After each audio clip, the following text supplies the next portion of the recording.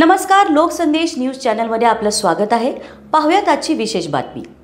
नागरी प्रश्नांकडे महापालिका प्रशासनाचे दुर्लक्ष, जबाबदार अधिकाऱ्यांवर कारवाई करण्याची लोकहित मंचची मागणी।